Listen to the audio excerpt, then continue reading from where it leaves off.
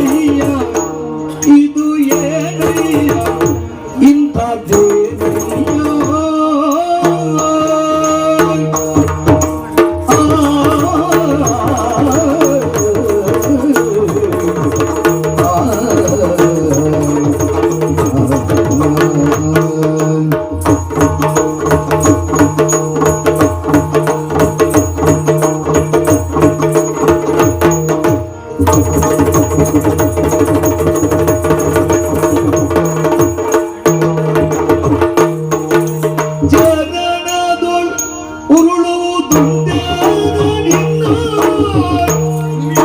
ಚರಣದೊಳ್ ಉರುಳುವುದುಂಟೆ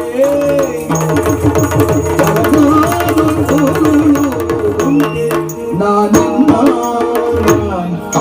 ಸರಿದಗೆ ಬರುತ್ತಿದ್ದೆ ಸರಿದಗೆ ಬರುತ್ತಿದ್ದೆ ನಾವು ಸಂಪನ್ನ ಸಂಪನ್ನ ಸಂಪನ್ನ ಕತ್ತುಗಳ ಇಳಿಯುವುದು ತರವೇನು ಬರಲಿ ಏಕೋ ಭಾವಗಳು ಬೀಜ ಸಹಿತ ಬೀಜ ಸಹಿತ ಬೀಜ ಸಹಿತ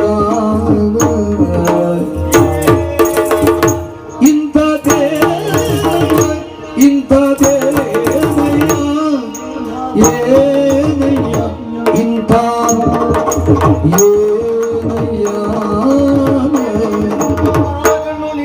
ಜ್ಞಾನ ತಪ್ಪಿದ ಭಗವಾನನ ತೊಳಗೆ ಇಂಥದ್ದೇನಯ್ಯ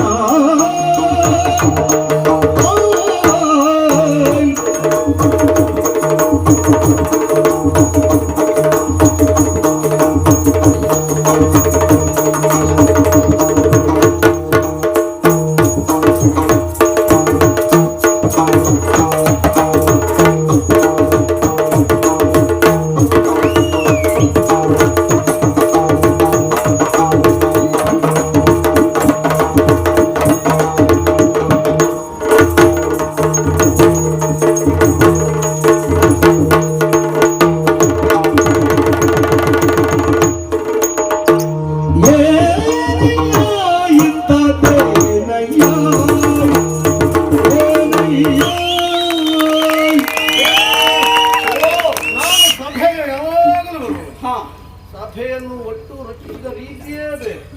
ಅದರಿಂದ ಆಗುತ್ತಿರುವುದು ಬೇರೆ ಅಲ್ಲ. ಇವ ಸಭೆ ಮಾಡಿದ್ದೇ ಒಳ್ಳೇದಾಯ್ತು ಮಾರಾಯ. ನನಗೆ ಓಡಾಡ್ಲಿಕ್ಕೆ ತುಂಬಾ ಅನುಕೂಲ ಆಯ್ತು ಸಭೆ.